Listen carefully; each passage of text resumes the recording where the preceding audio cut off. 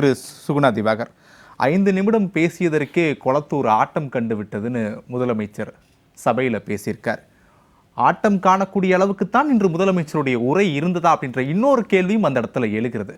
திரு சுகுணா திவாகருடைய பார்வையில் அந்த கேள்வி சரிதானா? நம்ம அப்படியெல்லாம் பார்க்க முடியாது. இப்போ கொளத்தூர்ல ஒரு 5 நிமிடம் பேசியதால ஸ்டாலின் தோட்டுட்டார்னா, கன்னியாகுமரியில் போய் ரோட் ஷோவே பண்ணார். கன்னியாகுமரியில் தாவேக்க வெற்றி பெறவே இல்லை. திமுக கூட்டணியும் அதிமுக வந்து அங்கே வெற்றி பெற்றாங்க. அப்படி வந்து சொல்வதுங்கிறது கிட்டத்தட்ட ஒரு வன்மம், ஒரு வக்கிரமாகத்தான் அந்த பேச்சு இருந்தது அப்படின்னு பார்க்குறேன். இப்போ சினிமாவில் இருந்து நிறைய பேர் இங்கே அரசியலுக்கு வந்து வெற்றி பெற்றிருக்கிறார்கள், தோல்வியும் முற்றிருக்கிறார்கள். இப்போ எம்ஜிஆர் முதலமைச்சராக இருந்தார், ஜெயலலிதா முதலமைச்சராக இருந்தாங்க, விஜயகாந்த் எதிர்க்கட்சி தலைவராக இருந்தார், உதயநிதி ஸ்டாலின் துணை முதலமைச்சராக இருந்தார், இப்போ எதிர்க்கட்சி தலைவராக இருக்காரு. ஆனால் சினிமாவுக்குன்னு ஒரு பாடி லாங்குவேஜ், ஒரு மேனரிசம்ங்கிறது அவங்களுக்கு இருக்கும். அதை வந்து பொது வாழ்க்கையில் பொது வெளியில் அவங்க கொண்டு வர்றது கிடையாது. இப்போ எம்ஜிஆருக்கு ஒரு மேனரிசம் நம்ம சினிமாவில் பார்த்துருப்போம். ஆனால் அவர் வந்து பொது மேடைகளில் பேசுகிறப்பையோ அல்லது சட்டமன்றத்தில் பேசுகிறப்பையோ அந்த மேனரிசத்தை அவர் ஃபாலோ பண்ண மாட்டார். ஜெயலலிதாவோ விஜயகாந்தோ அவங்க ஃபாலோ பண்ணுறது கிடையாது. ஆனால் இவர் என்னன்னா வந்து பொது மேடைகளையுமே அதே மாதிரியான ஒரு மேனரிசம், ஒரு பாடி லாங்குவேஜ் தான் அவர் தொடர்ச்சியாக ஃபாலோ பண்ணிக்கிட்டு இருந்தார். அது கூட சரி, ஓகே, அவங்களுடைய கட்சி நிகழ்ச்சி அவர் அப்படி பேசுகிறாருங்கிறது ஓகே.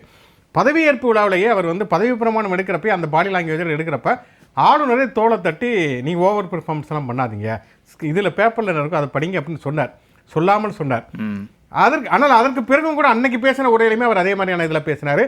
அதற்கு பிறகு கொஞ்சம் அவர் மாற்றிக்கிட்டார் அப்படிங்கிற மாதிரி தோன்றியது. ஆனால் இப்போ வந்து அவர் பேசியதுங்கிறது வந்து அது ஒரு ஷூட்டிங் ஸ்பாட் மாதிரி இருந்ததை தவிர ஒரு சட்டமன்றம் மாதிரியே இல்லை. அதாவது அப்படி பேசக்கூடாதுங்கிறது இல்லை, ஆனால் நீங்கள் ஒரு இயல்பாக இல்லை. அது ஏன் வந்து அப்படியான ஒரு தோற்றத்தை வந்து அவர் தர்றார் அப்படின்னு நான் நினைக்கிறேன்னா, முதல்ல வந்து சட்டமன்றம் நடக்கிறப்ப வந்து இந்த ஆளுநர் உரைக்கு நன்றி இது நம்பிக்கை வாக்கெடுப்பில் எதிர்க்கட்சிகள் அத்தனை கேள்விகள் கேட்டாங்க. உதயநிதி ஸ்டாலின் வந்து பிரேமலதா வரைக்கும் பல கேள்விகள் கேட்டாங்க. அவர் எந்த பதிலுமே சொல்ல தெரியல. அவருக்கு ரொம்ப அமைதியாக உட்காந்து நோட்ஸ் எல்லாம் எடுத்து 2 பேரும் பேசி முடிச்சுட்டார். இந்த 3 நாட்களும் நடந்த விஷயங்களை பார்த்தீங்கன்னாலே ஆதவர்ஜனா தான் எல்லா துறைகளுக்கும் அவர் பதில் அளிச்சிருந்தார். நீர்வளத்துறை அமைச்சராக இருக்கக்கூடிய புசியானந்த் சொல்ல வேண்டிய பதில்களை எல்லாம் அவர் மேகதாது தொடர்பாக ஆதவர்ஜனா சொன்னார். எல்லா பிரச்சனைகளுக்கும் அவர் பதில் சொன்னார் அல்லது ராஜ்மோகன் பதில் சொன்னார். கிட்டத்தட்ட அவர் வந்து சும்மாவே உட்கார்ந்துருந்தார் விஜய். அப்போ என்னன்னா, விஜய்ங்கிறவர் வந்து ஒரு பெரிய ஹீரோ, பயங்கரமாக வந்து ஏதோ அவர் சொன்னது மாதிரி நிறைய பேர் ரீல்ஸ் பார்த்துட்டு அசம்பிளி பார்க்க வந்தாங்கிறது உண்மைதான். அது விஜய் ஒரு காரணம். அவங்களாம் என்ன நினச்சாங்கன்னா, விஜய் படம் மாதிரி இருக்குது இது அசம்பிளி, விஜய் பறந்து பஞ்சு டயலாக் பேசுவார்னு எதிர்பார்த்தாங்க. ஆனால் போன முறை வந்து விஜய் ஒன்றுமே பண்ணாமல் இருந்தார். இந்த 3 நாட்களுமே ஒன்றுமே பண்ண, சும்மாவே உட்காந்துருந்தார். எல்லாரும் கேள்வி கேட்குறாங்க, வாயை தொடங்குங்கிறாங்க, எதுக்குமே அவர் பதில் சொல்ல தயாராக இல்லை. அப்படி இருக்கிறப்ப இந்த இமேஜ் ஒட்டுமொத்தமாக அடிபட்டு போயிடும். அப்படிங்கிறப்ப தான் இன்னைக்கு அதை ஒட்டுமொத்தமாக ஒரு சினிமா ஷூட்டிங் மாதிரி அவர் பண்ணியிருக்காரு. ஆனால் இதில் வந்து சபாநாயகரை வந்து நம்ம கேள்விக்குள்ளாக்கணும். ஏன்னா சபாநாயகரை பொறுத்த வரைக்கும் ஒன்று வந்து அவர் வந்து இந்த சைகை காட்டக்கூடாது. இப்போ எடப்பாடி பழனிசாமி பேசிக்கிறப்ப 3 திமுக உறுப்பினர்கள் தங்களுக்குள்ள பேசிக்கிறாங்க. அவங்க யார் குறிப்பிட்டு பேசுறாங்கன்னு கூட தெரியாது. அதை வந்து அவர் குறிப்பிட்டு பேசுறாரு, லைவ்ல போய்கிட்டு இருக்குது, நீங்க மாண்பை பாதுகாக்கணும்னு சொல்லி. அப்படி இருக்கிறப்ப அவர் அந்த ஆக்ஷன்ங்கிற ஒரு விஷயத்தை அவர் எப்படி அனுமதித்தார்? விஜய் பேசுறப்ப என்ன சொல்றாருன்னா, நான் சட்டசபையில் இல்லாதவரை பற்றி பேசக்கூடாதுன்னு நினைக்கிறேங்கிறார். அவர் நினைப்பதல்ல, சட்டசபையோட விதி அதுதான். சட்டசபையில் இல்லாதவர்களை பற்றி பேசக்கூடாது. அப்புறம் வந்து ஸ்டாலினை பற்றி தான், ஸ்டாலினுடைய ஆக்ஷனை பற்றி தான் அவர் குறிப்பிட்டு பேசுறாரு. அது மிக மிக தவறான ஒன்று. ஆனால் கடந்த ஆட்சி காலங்களில் 5 ஆண்டு திமுக ஆட்சி காலத்திலேயுமே அதிமுக வெளிநடப்பு செய்ததற்கு பிறகு முதலமைச்சர் மு க ஸ்டாலின் அப்போதெல்லாம் பேசியிருக்காருல்ல, அது கடைபிடிக்கப்பட்ட நடைமுறை தானே. அப்போ விஜய் பேசினே அது சரிதான் ஓரளவுக்கு அப்படின்னு நம்ம எடுத்துக்கலாம்ல. வெளிநடப்பு செய்ததுக்கு பிறகு பேசுறாங்கிறது ஒண்ணு. இப்ப நேற்று கூட எதிர்க்கட்சி தலைவர் பேசி முடிச்ச பிறகு கிட்டத்தட்ட அவை முடிஞ்சிருச்சு. எதிர்க்கட்சி தலைவர் பேசி முடித்த பிறகு ஒரு அமைச்சர் வந்து பதில் சொல்வதுங்கிறது அது வந்து நினைக்கிறேன். அதே அவர் அனுமதிக்கிறார். அவரும் பெருசா பேசல, பட்டிமன்ற பாணியில ஒன்று பேசிட்டு போறாரு. இன்னைக்கு வந்து அவர் வெளிநடப்பு பண்ண பிறகு முதலமைச்சர் பேசலாம், அது தவறு கிடையாது. ஆனா ஒரு ஆக்ஷன் பண்றது, ஒரு சைகை செய்வது அப்படிங்கறத சபாநாயகருடைய அனுமதியோடு தான் நடந்தது. அதுதான் சொல்றேன். அப்ப சபாநாயகர் வந்து மற்றவங்களுக்கு அறிவுறுத்துவது எப்படி சரியானதாக இருக்கும்? அவர் வந்து நேற்று முந்தானத்து வந்து லைவ் கட் பண்ணி திருப்பி ஒளிபரப்புறப்ப என்ன சொன்னார்னா, அந்த எடப்பாடி பழனிசாமி பேசிக்கிறப்ப தான் பின்னாடி 3 திமுக எம்எல்ஏக்கள் பேசிக்கிட்டு இருக்காங்க. அப்பதான் வந்து அவங்க வேற ஏதோ சைகை காட்டுறாங்க. அது குறிப்பிட்டு அது நேரடியாக குறிப்பிடலாம் இல்ல. அது சபாநாயகருடைய பார்வையிலிருந்து ஒருவரை கேலி செய்வது வேறு, முதலமைச்சர் ஒரு உரிய அனுமதியோடு ஒரு விஷயத்தை நான் செஞ்சு காட்டணும்னு விரும்புறேன்னு கேட்கறது வேறு. இது கேலி என்ற அடிப்படையில் எப்படி ஒரு கட்டுக்குள்ள வரையறைக்க முடியும் அப்படின்ற ஒரு கேள்வி. விஜய் செய்த சைகைங்கிறது எதை குறிக்கிறது? ஸ்டாலின் அவர்கள் அவர் வந்து ஆக்சுவலா வந்து என்னன்னா, அந்த கூட்டணி பேச்சுவார்த்தை முடிஞ்சிருச்சு, அவர் ஸ்டாலின் கேலி செய்யல, ஸ்டாலின் முடிஞ்சிருச்சு அப்படின்னு சொல்லி சொன்னாரு. இன்னைக்கும் அதே மாதிரி முடிஞ்சிருச்சு அப்படின்னு கூட எடுத்துக்கலாம்ல, அதுல என்ன தவறு இருக்கு? கொளத்தூர் பத்தி அவர் முன்னால பேசுறாரு. இதை சொல்றதுக்கு முன்னால நான் ஒரு 5 நிமிஷம் பேசுறேன், கொளத்தூர்ல என்னாச்சு, அதுவுமே ஆதவர்ஜனா பேசுறதா அவர் பேசுறாரு. பேசிட்டு அதுக்கப்புறம் முடிக்கிறப்ப அது ஒரு ஸ்கிரிப்டடா வந்து அவர் அதை பண்றாரு. அது வந்து மிக மிக தவறு. அது கிட்டத்தட்ட ஒரு வக்கிரமான ஒரு விஷயம் அப்படிதான் நினைக்கிறேன். இன்னொன்று வந்து நீங்க நேற்று எதிர்க்கட்சி தலைவர் உதயநிதி ஸ்டாலின் பேசுறப்ப அவ்வளவு குறுக்கீடுகள் அனுமதிச்சார் சபாநாயகர். ஒரு கட்டத்தில் என்னன்னா சபாநாயகரே வந்து அரசின் சார்பில் பேசுறாரு. ஒரு ஒரு ஒரு டைம் வந்து அவர் வந்து அரசின் சார்பில் பேசுறாரு. இன்னொரு சைடு என்ன சொல்றாருன்னா நான் அவையின் சார்பாக பேசுகிறேன். ஓகே, எல்லா சபாநாயகர்களும் அப்படிதான் இருப்பாங்கன்னு வச்சுக்கோங்க, ஆளுங்கட்சி சார்பாக தான் இருப்பாங்க. அவ்வளவு குறுக்கீடுகளை அனுமதித்தவர் இப்ப முதலமைச்சர் பேசுற மட்டும் எதிர்க்கட்சி தலைவர் இருந்துச்சு நான் கேள்வி கேட்கிறேன் பார்ட்டி ஃபண்டு அப்படிங்கறது கேள்வி கேட்கிறப்ப அதையே அனுமதிக்க மாட்டேங்கிறாரு. ஏன்னா அவருக்கு ஒரு ஃப்ளோவா போகட்டும்ங்கிறாரு. அவர் வந்து ஒரு கோர்வையா பேசிட்டு இருக்காரு. என்னன்னா அவர் மனப்பாடம் பண்ணிட்டு வந்திருக்காரு, நீங்க திடீர்னு கேள்வி கேட்டீங்கன்னா அவருக்கு பதில் சொல்ல தெரியாது, அந்த ஃப்ளோ கட் ஆயிரும் அப்படிங்கிறாரு. இது வந்து உண்மையிலேயே வந்து மாண்புக்கு உரித்தது கிடையவே கிடையாது. இன்னொன்னு நீங்க பதிலுரையில வந்து எதிர்க்கட்சி தலைவர் அவ்வளவு கேள்விகள் கேட்டார்.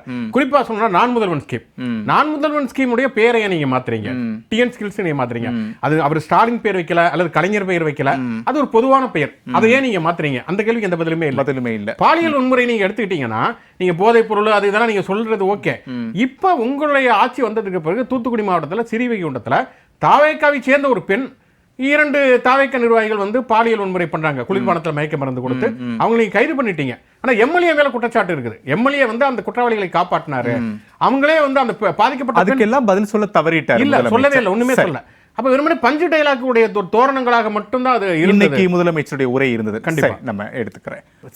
சுகுணா திவாகர் நிறைவா ஒரு விஷயம் அதுக்கு முன்னாடி சொன்னேன். இப்போ இதயத்துல்லா சார் சொன்னதுல இந்த திராவிட நாடு பாவாடை நாடா இருக்கு இல்லையா, இது வந்து விஜயகாந்த் ஒரு பேட்டியில் குமுதத்தில் சொல்லி திமுக சார்பாக வழக்கு தொடுக்கப்பட்ட அதுக்கு வந்து மன்னிப்பு கேட்டார்.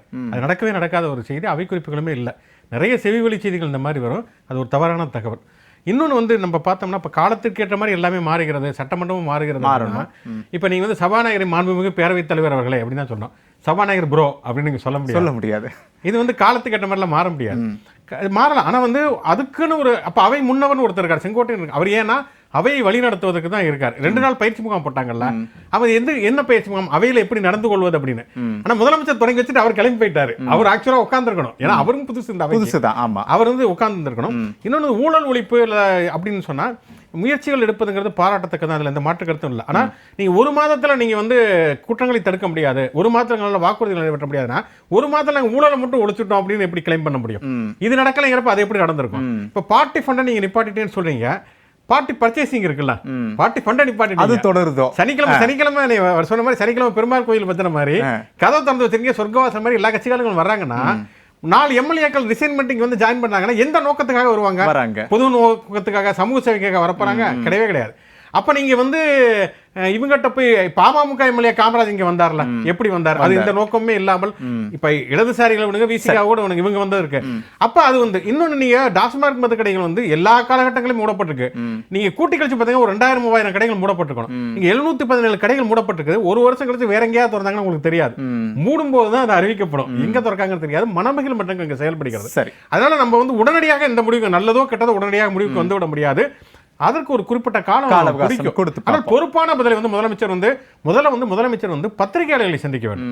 பத்திரிகையாளர்களை சந்தித்து அவங்க ஆட்சியின் மீதான விமர்சனங்களுக்கு அவர் பதில் சொல்ல வேண்டும். அது வந்து கண்டிப்பா ஒரு பத்திரிகையாளராகவும் நான் அதை வலியுறுத்துகிறேன்.